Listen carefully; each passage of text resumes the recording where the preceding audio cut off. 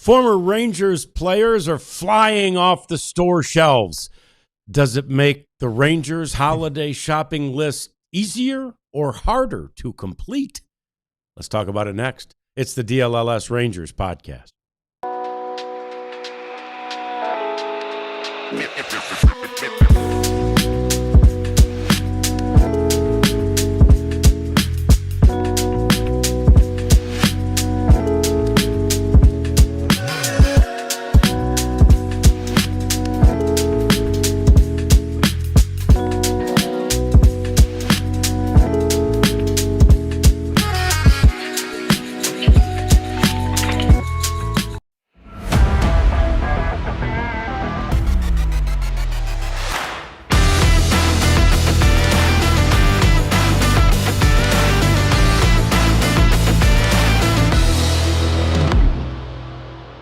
Yeah, so the picture is coming into focus for the Rangers this season, and it does and has started with some smaller moves after huge moves made earlier in the offseason. Hi there. Welcome into the DLLS Sports Studios. It's the DLLS Rangers podcast. Me, John Radigan, Jeff Wilson there, and good news. Everybody in the chat, please say hello to the Prophet who's back with us today. Yay, two things can be true, Jeff. Yes. We can love Cat and miss the Prophet.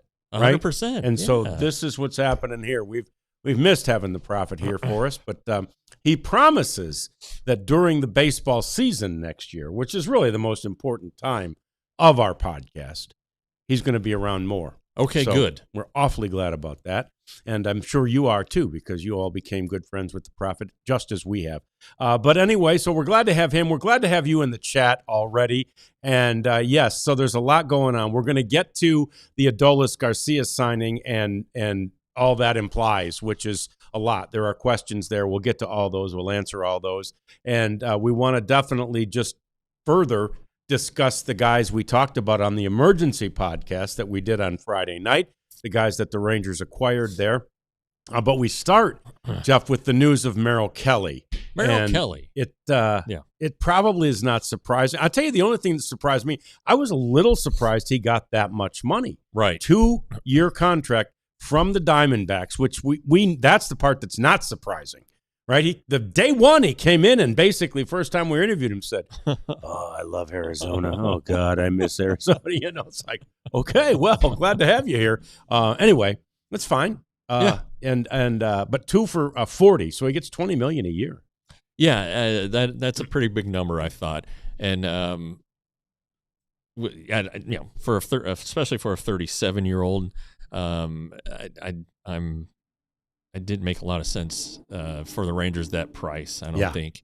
And so he goes where he always wanted. I mean, honestly, I'm pretty sure the first interview we did with him, was talking about how like Arizona and, I think somebody asked, do you want to go back to Arizona? Yeah. He's like, well, they got to make me a competitive offer. And well, 2 and 40 is pretty dang competitive. Yeah, really competitive. So I think you're a little concerned if you're the other 29 general managers, the other 29 teams, like, man, what does this do to the rest of the market, the free agent market? I mean, what does it do to Zach Gallen? Right, but if this guy is, it might just be that it's a unique deal in that Arizona really wanted him and he really wanted to go there. If you look at Arizona, it's like, what are they trying to do? They may trade their best player, right? And so, they're in a division that has the reigning 2-time reigning world champions, the Padres, who always are seemingly good, the Giants, who are pesky. So really, it seems like the Diamondbacks at best will be playing for third place. Yeah.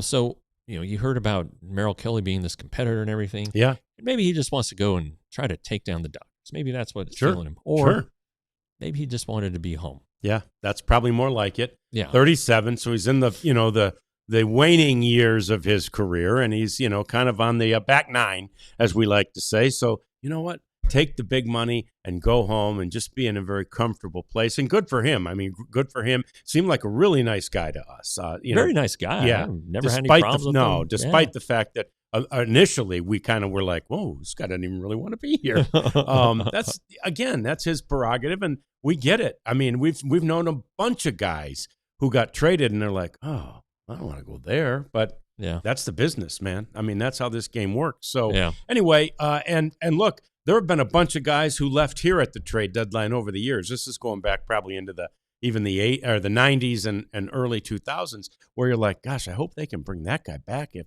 in free agency. Yeah. And I think it's happened once or twice. I can't think of anybody off the top of my head, but there are definitely guys who have come back. Darren Oliver was a classic example, as we watched him shove in Anaheim for all those years. Kind of like, oh man, and he was really good at Toronto. Back. Yeah. So, and there are other examples of that too. But in any event, he is gone now. So the question, there are a lot of questions to answer there, but the question then becomes a little bit with regard to the Kelly signing. I mentioned it earlier. What does that do for Gallen? Probably it increases his value a little bit. And are the Rangers now still thinking about? Do they have enough money? I mean, do they have? They got their 3 players for basically $11 million that they got on Friday night.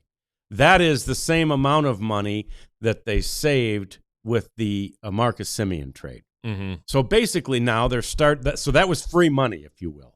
Yeah. So they're starting from zero. Is there enough money to sign the likes of a Zach Gallen? I think it boils down to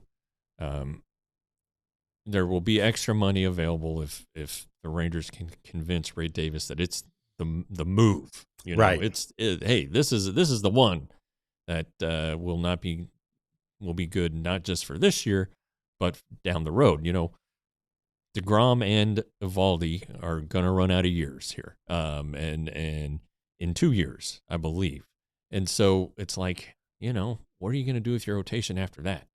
Probably want to have a guy who's, younger, and the way the market's trending every year, the cost of starting pitching goes up. Get him at a value now. You can maybe convince him, hey, let's backload this deal. We're trying to save some money this year. Anyway, I just think that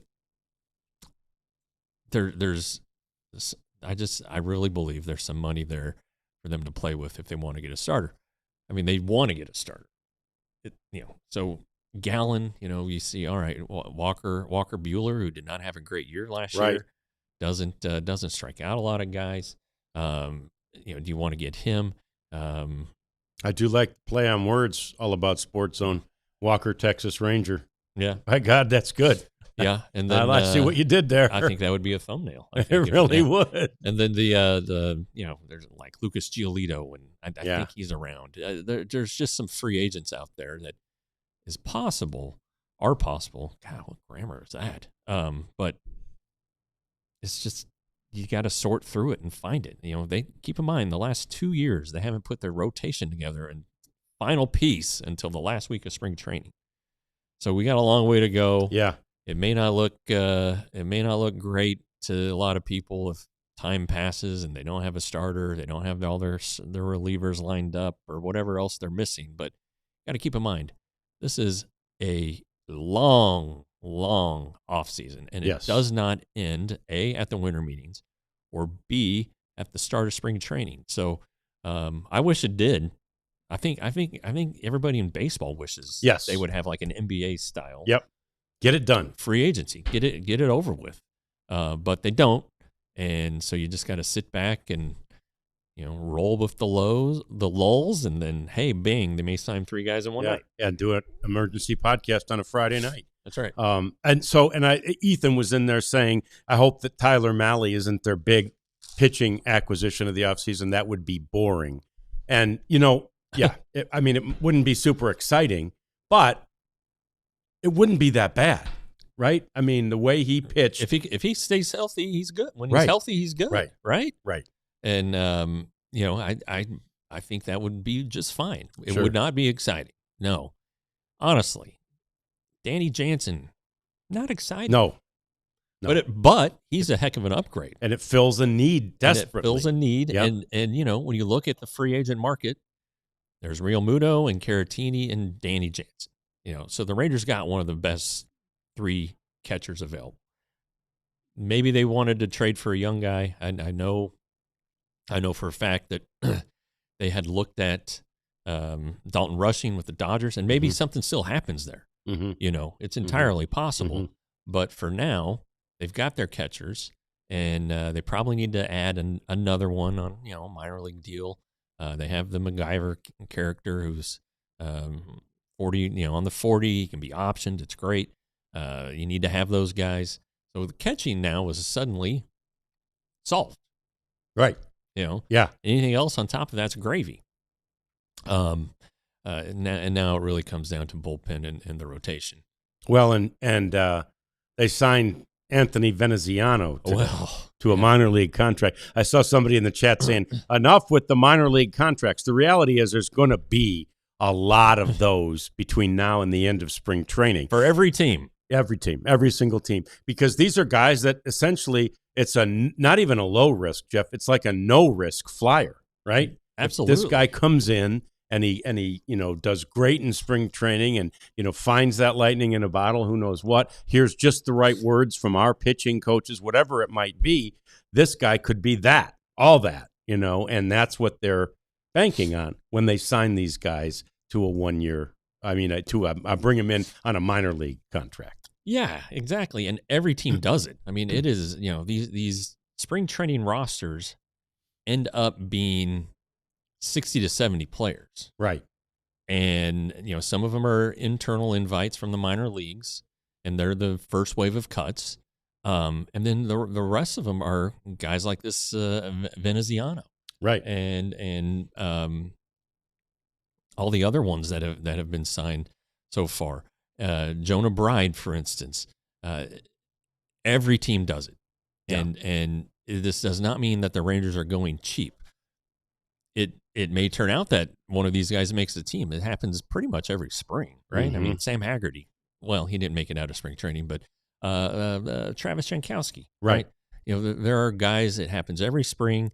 They do become cheap. And if they don't have opportunities at the end of spring training with other teams, they go to AAA and pitch and stay ready. And if something bad happens and they're pitching well, they're going to get added. Yeah. And so this is just baseball business. Don't read anything into it. Don't think, they're being cheap. Nope. Everybody's doing it. Everybody does this. Yeah, look at everybody else's roster moves on a daily basis or throughout the course of the winter, and you'll see the same thing from each and every one of those teams. The Kamar Rocker question answered pretty well within the chat. He just needs, Ethan says it, and it's right, he just needs more minor league innings. Actually, Ethan says unless he's electric in spring training, I'm not even sure that's enough, Jeff. Under any circumstances, Kamar Rocker needs more time at the minor league level. We saw how much it benefited Jack Leiter, and I know everybody's different, but it's never a bad thing. Obviously, unless a horrific injury happened, but it's not a bad thing to get more seasoning and to learn your craft better and to just deal with more baseball situations at the minor league level. Yeah.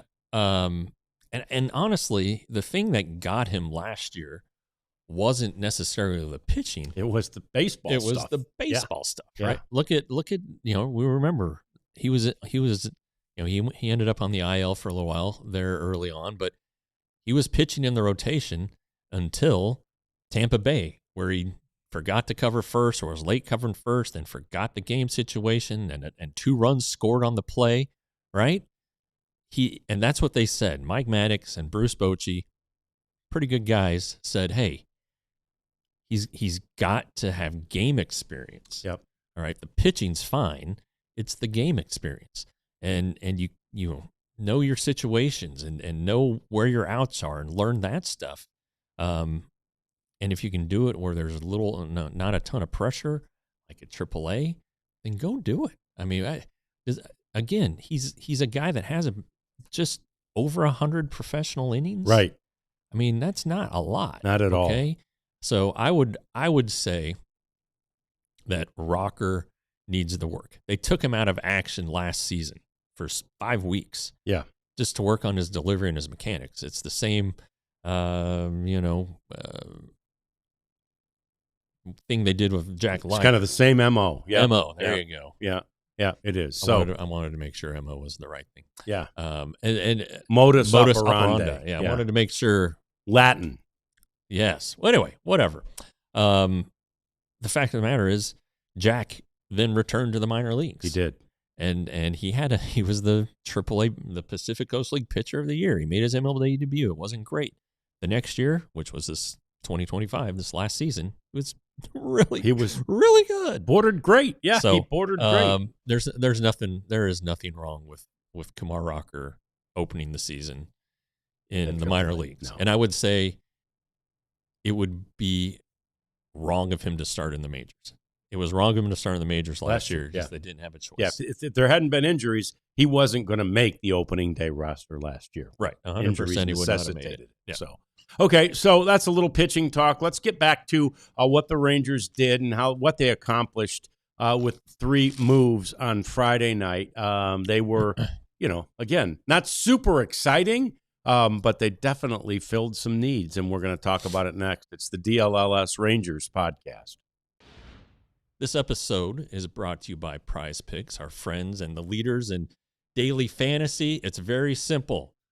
Very, very simple. You pick more or less than a player's statistical category.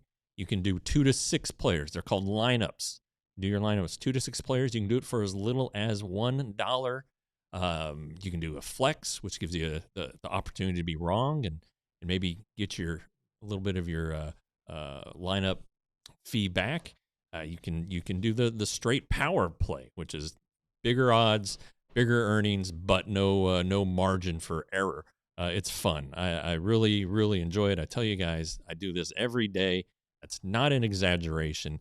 It heightens the sports experience for me and makes me pay attention to things I otherwise would never pay attention to. So go to prizepicks.com/DLS. You will get $50 in free lineups after your first $5 lineup. Hey, we've got great news for you. The Rangers Fantasy Camp, presented by National Car Rental, is coming up fast. It's January 7th through the 11th, and of course, with the holidays and everything, that may seem like a long ways off, but it's not. You need to act now to make sure you have an opportunity to live out your dreams, your boyhood dreams, no matter how old you are, your girlhood dreams, no matter how old you are. Either one can go to the Rangers Fantasy Camp, and you will have 5 unforgettable days of being treated like a big leaguer. You'll be in the clubhouse. You'll get your own uniform. It'll have your name on it. You'll play a couple of baseball games per day, and you'll do it all with some of the best to ever don Rangers uniforms, including Hall of Famers Pudge Rodriguez and Fergie Jenkins. So it's a once-in-a-lifetime opportunity that you don't want to miss. Spots are limited and going fast. Rangers.com/fantasycamp. Yeah, we really think that's going to be a great opportunity and something we'd like to try sometime. Maybe we'll do a show out there one of these years. But all right, so let's get back into this. And somebody asking, is Alexis Diaz, that is one of the pitchers that was acquired on Friday night by the Rangers, is he related, a relative of Edwin Diaz? It's his brother, as a matter of fact. And there have been times when Alexis resembled his brother. Never quite dominated like his brother, but resembled him even as a pitcher, even as a closer, Jeff. Yeah. Now, and to compare the two, you got to go way back. Yeah, you got to go back to the Diaz Marlins Mariners days, because there were some pretty not great situations and stretches that Diaz went through. Otherwise, he may still be with the Mariners, right? But he's not, and he's with the Dodgers now. Alexis, his season last year was started out. He hurt himself in spring training, left hamstring strain that apparently caused some mechanical breakdowns, which then led to everything else to break down. He spent the year with 3 different organizations, including the Dodgers, so I think he gets a World Series ring, right? And then in the Braves. But the fact of the matter is, in 23 and 24, he was a very good closer. Yeah. Walks too many guys, So that kind of is the antithesis of the Rangers' bullpen success from last year, where they had a lot of strike throwers. So maybe the Rangers and their, research and development people, the pitching coaches have seen something that would be a quick fix for Diaz, to throw more strikes. And look, if this guy is right, he's going to be their closer. Yeah. I mean, that's just the plain truth. Yes. I mean, barring something else that happens.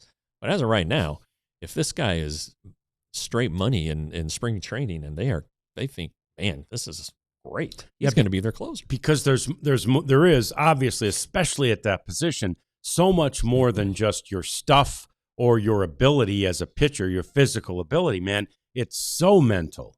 And he proved over the years, he has proven he's got the ability up here, right? It's just a matter of, and oftentimes, man, that's just some fine tuning of mechanics. That's just, even pitch selection, right? Remember, Mike Maddox would tell guys, throw that curveball more. I mean, what are you doing? You have a really good, right? Just so play to your strength, those kinds of things, those kinds of decisions that need to be made. But but Jeff's right. If he gets right and he's good physically, he's got the mentality to be a closer, which is a really, really tough mentality to, live through and live with on a day-to-day basis, because it's all on you at the end. And, it's sort of like being a kicker in the NFL or, college football. Like, it comes down to you. Last second, can you make this? If not, we lose, right? Same thing with the closer. And then even more important, when we lose or if we lose, can you forget about it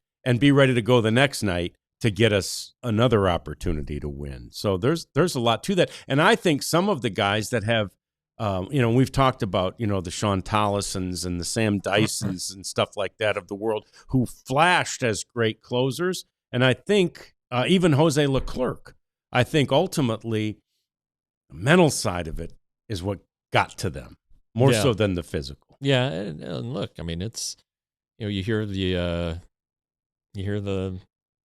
comparisons that, you're like a cornerback out there. That's right. You're on an island. Well, the closer's on an island. Yep.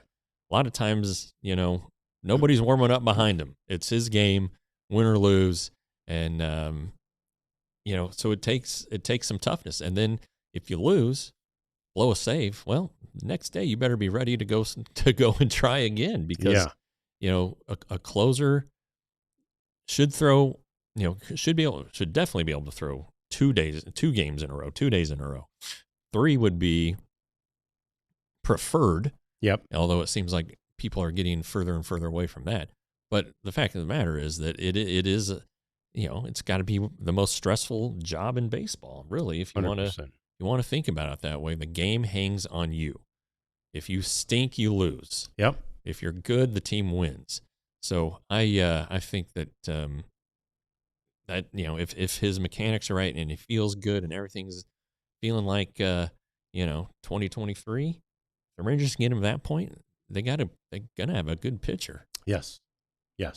And that would be like, that would just be, again, address a need which they've had for 2 years. That said, and we'll get to the other guys in that trade in a second, but that said, I still don't want to see them, and I don't think they will stop trying to sign Sean Armstrong, right? Well, yeah, and we're getting some Armstrong talk there in the chat. The Rangers need setup men. Right? They do. I don't know. Again, and Sean's not really a classic closer. No, right? I mean, he was as good as you get against right-handed, hitters last year. Best in baseball, I think, but he's not a closer, and that's okay. Yeah. He doesn't need to be a closer. Right. If he can be great in the 7th and 8th inning like he was this year, you gotta get outs in the 7th and 8th too. And a lot of times those situations are bigger than what the closer faces in the 9th. So you need to, again, right now, Diaz, not sure what his role is going to be. Tyler Alexander, who we'll talk about in a moment, not going to be a 7th or 8th inning guy in all likelihood. Right. So who is? Right. So right. that's Sean Armstrong. That's where the Rangers need to go. Yeah. Armstrong. I saw T.O. say Danny Coulomb. That's fine. That'd be cool. Yeah. Don't know what the cost is. I mean, they're due raises based on what they did last year. So how high do the Rangers want to go? What was their big one last year? Chris Martin, $5.5 million. Okay. Can you get Armstrong for $5.5 million? Right. And the thing with Armstrong is, I don't know. you know, we saw Maton go for 2 for 14.5, right? Yeah. So you know, if I'm Armstrong's agent, I'm saying, well, we got to at least get Phil Maton money. Sean Armstrong had a better year, right? Right. So, and that doesn't necessarily mean you will get that, but that's certainly what I'm striving for. So you're right, $5.5 million, but that's more like 2 years for 11. Yeah, and he's 35, Armstrong. You know, how much money do you want to give a 35-year-old reliever?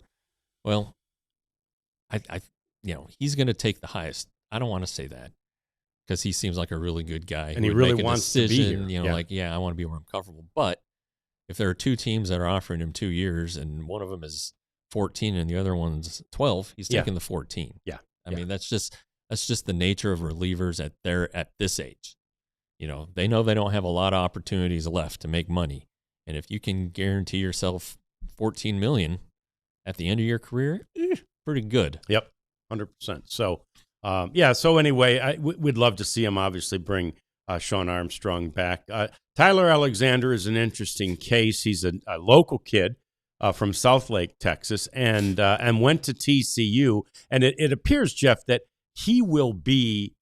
I think it would almost give them the freedom, if you will, to finally get their brains around letting Jacob Latz be in the bullpen or the rotation. In the rotation, okay. I meant, in the rotation, because out of Alexander, you've got the potential to get the length, right? The thing they like about Latz in the bullpen is length. They can get that out of Alexander, it appears.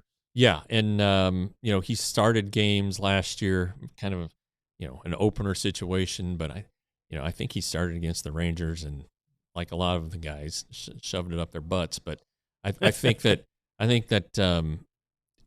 he's not going to be an eighth inning guy. Now, that doesn't mean he won't pitch the eighth inning at some point, but he could pitch the eighth inning again, or he's going to be 5, 6, 7. Yeah, 6, 7. 6, 7. Yeah, there you go. Uh-oh. Yeah, I hope my kid doesn't listen to that. Anyway, it's good. While Diaz is not a strike thrower, Tyler Alexander is. Yeah. His walk rate was among the lowest among the free agents available, right ahead of Sean Armstrong, I believe. So, you throw strikes. And again, the Rangers feel like they can find something that will make him, more effective when he's in the strike zone, because he did get knocked around at times last season. He's going to be at home and motivated. Yeah. So I think it's fine, and yeah, you can't fill a bullpen with 8 guys making $12 to $15 million a year. No. And when you're and this is just Rangers do this.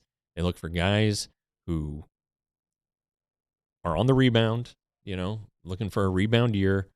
Their price is a little bit lower, and they'll find something they like about the guy. And like you were talking about, tell him to work on his strengths. Right. So that's where Sean Armstrong fits into that. Yeah, and it begs the question when you brought up, that Alexander is a strike thrower and Diaz is not. And I wonder, when they're as good as they are, again, physically and talent-wise, isn't that just a concentrate, like as the Rangers pitching group, right, the staff of pitching coaches, it's like, Alexis, we're throwing strikes. You know what I mean? There's nothing physical that says he can't throw strikes. Right. So then it becomes, again, a mental thing. Now, a lot, like some of these closers have these power deliveries, right? I mean, right. They generate all their power from their delivery. That's why they don't give a crap about base runners or aren't very good at holding base runners. Honestly, when Jack Leiter at times when he overthrows, it's because he's has the big leg kick and the jump towards home plate. Yep. I don't know that Jack's ever going to be like a premium strike thrower. Right. But when he does throw strikes and is in the zone, his stuff is good enough to get a lot of swing and miss and to keep opponents at bay. And Diaz, the track record has shown when his stuff is good and he's throwing it in the strike zone, guy gets results. Yeah. But yeah, and this is kind of weird to say, like in 24 when the Rangers had Yates and Robertson, they were so good. Yeah. But the bullpen walked more guys than usual. And so the Rangers made a conscious decision to shift from stuff to strikes. Now, I mean, obviously these guys still have stuff, but the ability to throw strikes and to make guys put the ball in play, especially when you have a good defense. Yeah. That's that really was a good formula last year for the Rangers. Yeah. And it does beg the question, who will David Robertson sign with in July this year? We'll discuss that at some point during the next few months. But in the meantime, we've got more to talk about regarding Adolis Garcia. Yeah, he is gone, not forgotten. We'll talk about that next. It's the DLLS Rangers podcast. What do we got? Newsletter? Supporters Club. Oh, Supporters Club. Come on, man. Hey, if you haven't, the Supporters Club, if you haven't joined, you need to do it, if for nothing else, for our latest Rangers video, which is the skipper, GM Ben, absolutely positively took you through the winter meetings. He did. A day in the winter meetings. I have a very small cameo appearance, in fact. It's Ben chasing guys around, talking to people, explaining what's happening. It's really a good video and fun and worth the price of admission, which isn't very much to join the Supporters Club. To do that, you go to our YouTube homepage, which all of you guys are familiar with, and there's a little join button. You hit that, it takes you through the whole process, so you get access to videos from all of our beats. You get the cool emojis that everybody likes to flex, and looks like BC is doing it right now. Yeah. So go ahead and join the Supporters Club. Yeah, I think it's a great idea, and I also think it's a great idea to become a person who is a subscriber to the lovely and free newsletter that we put out every day. Ali does great work on this thing each and every day, and look, there's some hot sports opinions in there. Ali says at the very beginning of the newsletter today, good morning, jobs need to be called for at the Cowboys. I mean, seriously, the damn Muffin Man can coach defense better. And I'm looking for, like, the quotation marks to see who said that. Ali Jawad. Ali Jawad. Coming in hot. Yeah, he came in hot, and then he went on to write about the Cowboys and Stars and the Mavericks. No Rangers news today because there wasn't much over the weekend after we had the big emergency pod. But the point is, that's the kind of stuff you get in our newsletter. Simple, easy. Go down to the webpage, click there where it says newsletter, put in your email, and you get that to your inbox every day. All right. So Adolis signs a $10 million one-year deal with the Philadelphia Phillies, betting on himself, which is great because, again, we said it last week whenever it was that he was, not non-tendered, and we've said it in the meantime since. And, yeah, in fact, last week we had the video of him working out. Yeah. That type of thing. We love the guy. He's a really nice guy. Always had a 100%. smile on his face, greeted us. We didn't have as great a relationship with him, in part because of the language barrier. He could speak English, but he wasn't super comfortable doing it. So, we just didn't sit and chat with him, but super nice guy. So I root for him, and I hope he does well. I'd love to see him back to how he was in, 23 in particular. But yes. And I like the fact that if he is going to be that guy again, I'm glad it's not for the A's, Jeff, or the Angels, or the Mariners, right? Or the Astros. That's a legitimate because, deal. again, he's the mayor of Houston. I mean, he could have owned Houston if he'd gone down there. So it's the Phillies. It's 1 year. It's $10 million. And I saw something in as a follow-up to that somehow, some way, and we've already heard rumors that they were doing this, but the Phillies are going to part ways with Castellanos. Yeah, and so he'll be the starter. Yeah, but the Rangers don't need Nick Castellanos. All right? No. He's not particularly good there, right? Adolis, yeah, well, everything John just said's right about the guy and what we hope for his success. He probably got a little bit of a shave salary-wise by being a free agent, so not much. I mean, $10 million is more than he made last year. Yeah, but it's not But they thought it would be the 12 that was projected through arbitration. Doesn't have to go through a hearing and all of that stuff. The Phillies have spring training in Clearwater, which is near Tampa, which is where Adolis lives in the offseason. So there are a lot of positives for him. He doesn't like the cold, so we'll see that. And the Rangers open against the Phillies. Oh, yeah. Season opener is against the Phillies. Up there, right? Up there, yeah. So Adolis will be in the lineup, and he'll get to face, in theory, Jacob deGrom and Nathan Eovaldi and Jack Leiter off the bat. Yeah. And he needed to make adjustments. He tried to do it last year, didn't work. Went back to his old hitting coach, it appears. And look, again, we hope he's very, very good. But what's very, very good for Adolis? 2023, where he batted, 245? Yeah. Hit 38 homers, was on base just over 30% of the time. But when he's good, he's an emotional spark plug. That's the thing. Which is cool. And he can lift the whole team. He's a really, really good defensive player. No question about that. The Rangers will miss the defense. But again, when we break down the lineup and the decisions the Rangers have made to part with guys who are on the World Series team, what was it, John? He was Adolis the last 2 years, players with 900 at-bats. 145th. 145th in OPS out of 155. Okay? So clearly whatever was something wasn't right. Right.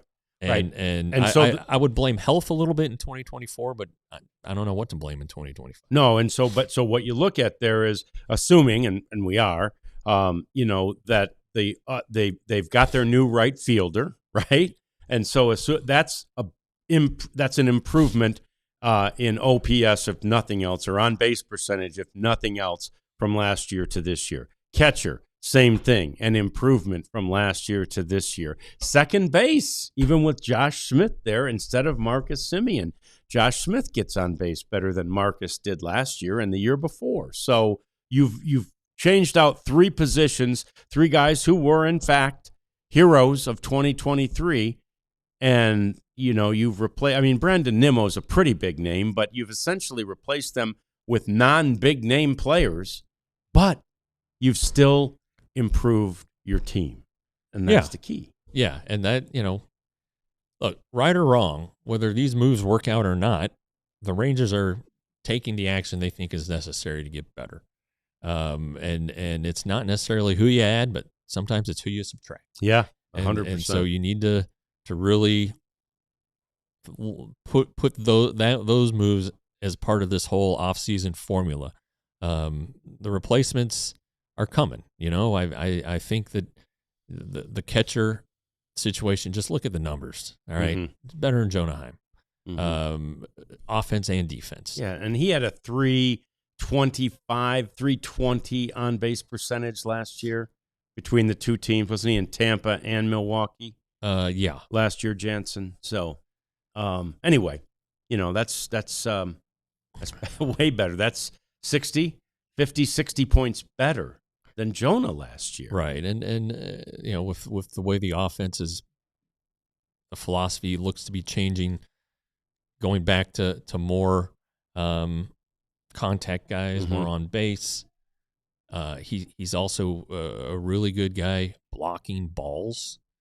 And a lot of balls seem to get past Jonah.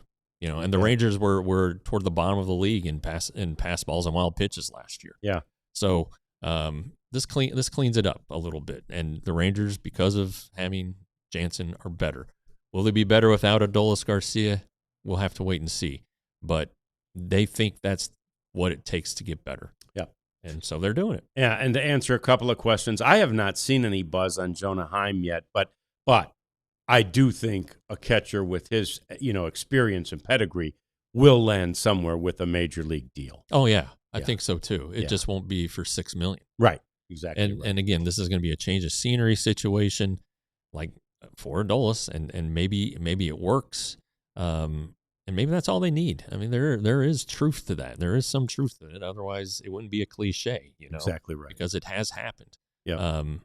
So I hope, again, going back to Adolis, I hope he does really, really well. I do too. All right. Speaking of another guy we really hope does well, and actually there's still a chance he could do well for the Rangers, but Jeff, I see this weekend that Chris Martin has said he does not intend to retire. Yeah. He was, at the end of the year, he told me on 2 occasions he was leaning toward retirement. All right. That's fine. I get it. He had a rough year. He was on the injured list 1,000 times. He looks a lot older than he is with all the gray and everything. Yeah. Another feeling. But when he was there, he was pretty good, right? So, and where his kids are, maybe he just wants to see, make sure some of his kids are able to remember him playing. And again, if you're still pretty effective and you're still getting outs, somebody wants to give you $4 or $5 million, he's not going to make that just sitting on his ranch out there in near Wichita Falls. I'm sure he's a good rancher. Oh yeah, but maybe he wants to buy some cattle. Yeah, you ain't making $5 or $6 million a year ranching unless you're a really good rancher. And I'm not sure he's been able to put the time into becoming a really good rancher. So your Red Sox, Cordua, interested in Martin, and that would be a natural reunion for him too, and so that's definitely a possibility. I hope though that the Rangers at least try to get back in on him. He'd like that. Yeah, we'd like that. I like the guy. Yeah. Yep, and he's a guy. Again, his injuries last year were so weird, right? They were like. And maybe they just were age, and you can't, you're never going to beat age. Right. But it was like, pop, oh, geez, I'm hurt, Yeah. And it wasn't really ever diagnosed as anything. Right. Just there were short stints. The calf injury at the end of the season was a little bit longer, but the shoulder stuff was like, kind of like, what's going on here, And, so I don't know, but I do, again, like the guy, wish for his success wherever he ends up. I do too. And maybe it is with the Rangers. All right. Yeah. Maybe. Yeah. No. One thing I see brought up, and I forgot to put this in our rundown, Jeff. I saw Sport Track over the weekend listing the teams that exceeded the CBT, and the Rangers were not one of them on their list. Okay. Did you see that list? I did not see the list. When last I asked about it, I was told that they didn't know yet. But either way, it was going to be a close call. It wasn't going to be like they felt like at the trade deadline that they were going to go over, but because of some performance incentives were not performance bonuses were not met, and I think namely it's Tyler Mahle that they think they might have snuck under. Whatever, they're not going over it this year. No, and look, it's very instructive if they didn't, because it resets, right? Yeah. If they did, this will be the year to reset it, right? And so they probably won't want to go over next year either. But if it resets, then they can be a little more free because the penalty won't increase, and of course everything could change next year with the new collective bargaining agreement anyway. Yeah, so right. That's that, but. The lowest violator that I saw on the Sport Track list over the weekend was the Red Sox, whose penalty was $937,000, right? Okay. Meantime, of course, we all know who was at the top of the list, the Dodgers, $168 million in just their penalties. So, I mean, there's how many teams? Are there 10 teams, 15 teams that didn't spend $168 million on their payroll? And they're the Dodgers are paying that in their penalties. It's crazy, man. Yeah, but, unbelievable. Yeah. You know what, though? As we've said a million times, all of these owners could do that. They could. They all have enough money to do that if they really want to do it. And many of them don't. So. Anyhow, that's a little talk there. We've got the cleanup segment coming up next, and we'll talk about a local player who is changing addresses next. It's the DLLS Rangers podcast. And it's time for you to become a diehard if you haven't already. So many benefits from being a diehard, including the fact that you get all the stuff that our guys write behind the paywall. Now, I told you about that Hot Sports opinion that Ali had that's not even behind the paywall. What can you imagine what he's saying behind the paywall? Well, you don't have to imagine, because you can just pay to become a diehard and get a free T-shirt, by the way. And then you get access to Ali's stuff and to Clarence's stuff and to Jeff's stuff he wrote today. That's behind the paywall, yes? It is paywalled. Yeah, yes. paywalled. So we made that a verb. Yeah, we paywalled it. We'll go ahead and yeah. I don't know what I was going to say. Yeah. Anyway, it's not really. Paywall's one word anyway. All right. Yeah. Okay. Anyway, there you go. Join the thing. Get a hyphen. free shirt. 20% off all of our merchandise. 20% off of our events, and you will be so happy that you did it because of all the content we provide you behind said paywall. Yeah. And you'll get a free shirt. John's got on the Rangers flag shirt. I'm wearing the DLLS navy blue shirt beneath this thing with the D representing each of the letters representing each of the teams. I'm also wearing the hat. We have 4 new hats. Mine are en route. And, man, I can't wait to get them so I can show them off to you and add more variety to my wardrobe, John. Yeah. Anyway, store.allcitynetwork.com. That's where you do all your shopping. Good stuff, good prices. And, you get 20% off your merch if you're a diehard. So those prices that you see listed at store.allcitynetwork.com go down rather significantly. I mean, 20%. Yeah, that ain't nothing. And so it's just good stuff. John and I wear it every day. I'm proud to wear it, and it's, like I always say, a unique way to show your fandom. Yeah, appreciate you. Hey, a quick question to start off the cleanup segment. And was it Leon asking? Who was asking about Jeff's ballot? Yeah, there it is. Leon asked, didn't you already publish your Hall of Fame ballot? I have not published it. I haven't even opened the letter yet from the Hall of Fame. I know exactly where it is. It's on my desk. Okay. But so yeah, that's something that I will. Yes. Yeah. Yeah. I will crank it out. I'm not sure when though. We have to send it back in. It has to be postmarked on December 31. Okay. I'll get it done before then, though, because I don't want to. He's not a procrastinator, Jeff. I mean, it's been sitting there a while, John. Okay, so he is. Yeah, I need to knock that one out. I need to knock that one out. Okay, so maybe I'll do it today. All right, good. And then, but he's always been great about being transparent on that thing. Yeah, and never going to hide it. You should be 100% transparent. Yeah. And this year again, the newcomers, I don't think there are any that it would are future Hall of Famers. Oh, okay.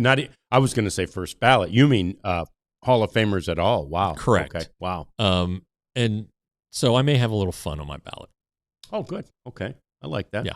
We like fun. It's good for the show, too.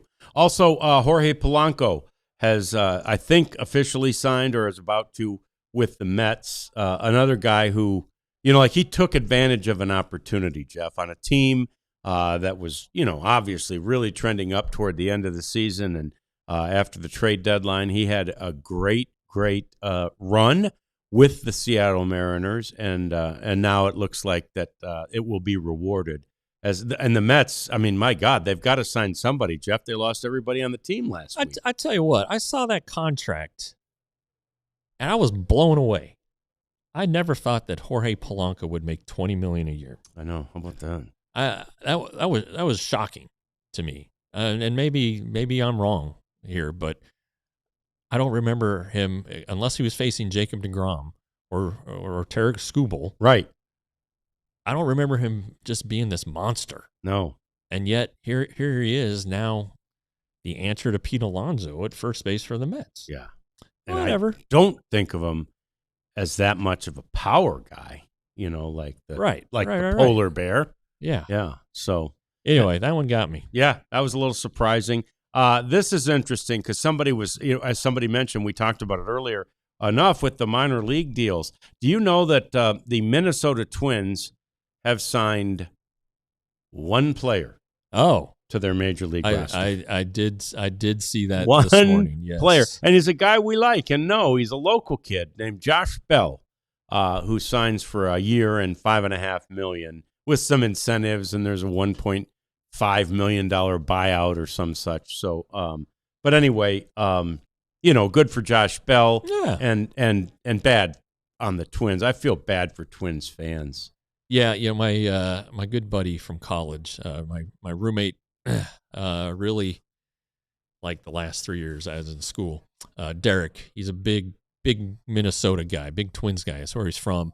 And man, he doesn't tweet a lot, but he retweets the heck out of people who trash the Twins. Really? Yeah, and he's also against Governor Tim Walz. Okay. All this fraud that's going on up Okay. there. But he is not happy with the Twins, and I don't blame him. But aren't they? There's really no excuse for them. I don't understand why you kept the team, Pohlad family. Like, if you had no intention of spending any money, I don't even like not only not spending, but good heavens, they're just not going to be competitive, right? Well, and that might be part of it too. They might be trying to sell again? stripping down their payroll so that the prospective buyers don't have to pick up a lot of debt. I mean, that's a thing. That's a real thing. Yeah. They don't want to take on extra money. They want to get it as honestly as stripped down as possible. And I mean, they want to have a good team too. But I think that might be what's in play here, and that the Pohlads may be spending or maybe selling before too long. Yeah, which again, that's just me spitballing. Avoided what they may have determined was a bad deal. Now they strip it down and they can maybe make a better deal for the family and for whatever. But and look, I was listening to that MLB radio on the way in today, and they were talking about maybe a similar thing happening in San Diego, where we know they're for sale. Yeah. There's been talk about ever since the winter meetings, like this blockbuster trade that will, dwarf the Soto trade. Yeah. Right. And again, there's been talk that Tatis Jr. is not touchable. So unless you put Fernando Tatis Jr. in the trade for the blockbuster trade, it doesn't dwarf the Soto trade. Jeff. Yeah. No, none of those other guys dwarf the Soto trade. No, it was pretty funny. Right at the end of the winter meetings, we're waiting to go up to the Rangers suite, and Mike Daly, who works for the Padres and used to work for the Rangers in the front office, goes by and says hi to us. And he's like, "What are you hearing? What is going on?" I said, "Well, apparently you guys are going to trade Fernando Tatis Jr." Yeah. And he goes, "Really?" Like, yeah, hey, that's kind of weird. That's what's out there. And then, 2 days later, AJ's like, "We're not trading Tatis Jr." Yeah. So I'd like to take credit for that. That's it. Yeah. I like that. You put that seed, planted that seed, and then it bore a little fruit. So there you go. They're not, but it does make sense to try and cut some money if you are. Again, it's always sensible to do that if you're trying to sell the team, right? Clean it up as much as you possibly can. Yes, sir. All right, Vlad Guerrero Jr. commits to the Team Dominican Republic in the WBC. I thought he already had, but there was a big announcement by Albert Pujols to suggest that Vlad Jr. has. And did you see there was some video? I think it was actually from last weekend, not just these past couple days, but the weekend before. Okay. Where in Miami there was a home run hitting contest, and they let Vlad and a bunch of these other guys use aluminum bats. I did not see that. Oh, that sounds terrible. Terribly frightening. Gosh, the sound that Vlad Guerrero Jr. makes with an aluminum bat. I mean, first of all, it sounds like the bat is breaking. It doesn't. It's aluminum, but it's and again, we know. I mean, Jeff, these aluminum bats, they ain't cheap. Holy crap! And they're not going to bend or break on you. They will break. Will they? They'll break. They will break. Yeah, Henry broke his. Did he really? Yeah, and they it was within a year, so they sent him a new bat. Okay, cool. But they'll break these new aluminum bats.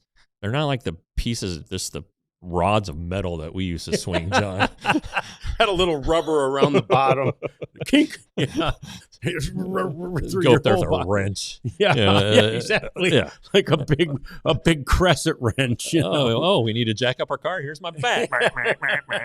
That's exactly what we Yeah. were using as a baseball bat. Yeah, You talk about but- stickball. That's pretty good. And Yeah. and I when I did see Nelly briefly at the winter meetings, and I said, "Hey man, what's going on?" He goes, "Oh, WBC stuff." I went, "You guys are going to be good." He goes, "Oh yeah, we're going to be good." Yeah. So Nelly's confident, Yeah. and he should be. It 'cause, should be. yeah, Look, it always comes down to pitching with the Dominican team. It does. But it's amazing for that little island nation, the amount of baseball talent it has produced. Well, and I think the thing that's even more amazing is that Haiti has nothing. Right there next to the Dominican. Right. And it's bigger. Haiti's not bigger, but oh, it's not? you would just think that, hey, it would trickle over. Yeah. But anyway. It didn't. It hasn't. Yeah. Hey, so this is fun. And I just saw it today. I don't think it's been announced prior to today. The Rangers have announced the date of FanFest. Oh, yeah. That was this morning's news. Yeah, January the 24th of 2026. It's at Globe Life Field. And it is fantastic. I imagine that most of our people in the chat have gone and have participated previously. But if you haven't, I can't recommend it highly enough. I mean, it's just like all these, question and answer type seminars. Again, I know there's going to be a huge one with Skip this year where you would be able to ask him questions. I emceed the one the year that Boach came in, and it was like me asking about 3 questions and then turning it over to the fans who all wanted to ask him questions, because it's a great opportunity, man. It's really fun, and so I encourage you to go. They'll do one with CY as well. Ross will probably do something. There will be players there. There will be former players there. All kinds of autograph opportunities too. So mark it down. It's my sister's birthday, so it'd be easy to remember for all of you. January 24th, January 24th of 2026. So. Okay. Isn't that weird to say, 2026? Well, and then the 23rd, they haven't announced this yet, but that'll be all likelihood will be the annual awards banquet dinner. Yeah. Which I usually have to present something. Right. Which is fine, I guess. Is that I usually do the Durrett? Yeah. Yeah. And I did it last year, and it was Josh Smith. I know who it is this year. I just don't think the Rangers have announced it yet. Okay. We're going to keep that one hush hush. Okay. But anyway, so it'll be a lot of fun. Yeah, it is. I'm a big fan. I've been going to FanFest since it was at the Arlington Convention Center, and Chuck Morgan used to kind of organize the whole thing. And I go, way back to pitching wiffle balls as a celebrity wiffle ball pitcher, Jeff. Wow. At the FanFest over there at big the time. Arlington Convention Center. Yeah, it was a celebrity big time John over here. Wiffle ball pitcher. Yeah. Man, I'd cut a curve in there and say, "Take that, you little bee." No, I didn't really. I was not doing that. And this is an interesting thing that happened at Globe Life Field as a result of COVID. At that time, remember, we all had to be as far away from each other as we could if we were still going to be in the same room. That's right. And yet there were people who were graduating from various high schools and colleges in the area. And so Globe Life Field, as big as it is, said, now, we were much more socially distanced than that in 2020, Jeff. But look at there. Yeah. They continued the tradition that started during COVID. That's the UTA graduation ceremony that happened over this weekend. And I think that's really a fun place. The Prophet and we were talking about it prior to coming on the air. What a cool thing to say. You take your kid to a game someday and you go, yeah, I graduated here. This was where my graduation was. Yeah. Both of my graduations of note were in the respective gyms. Okay. At at my schools, Arvada West High School and TCU. So TCU doesn't do it on the football field? No, I think the weather gets a little unpredictable there in May. Yeah, that's too bad. Early mid-May, tornadoes and hail and such. Hail, yeah. And heat. So anyway, yeah, that's pretty cool. Yeah, I like that. I think that's awesome. And So yeah, and there's high schools. I assume that this again it'll start in May, but other high schools I think still do their the Arlingtons for sure. Yeah, when they were doing it in 21, I guess it was, they had to crack the roof a little bit for the graduations. Yeah, that was part of the, I don't know, the whole rule. safe social distancing thing, as it was. So yeah. Anyway, that's it. We appreciate you hanging out with us today. We're working on guests for this week, and Jeff will maybe get to his ballot this week. So there's lots of reasons to hang out with us. Plus, you never know. The Rangers aren't done yet. So if they do something, if it's of note, we'll do an emergency podcast. And if it's just something, we'll talk about it right here every day from now until Friday at 1 o'clock on the DLLS Rangers podcast. We all silly like the mayor.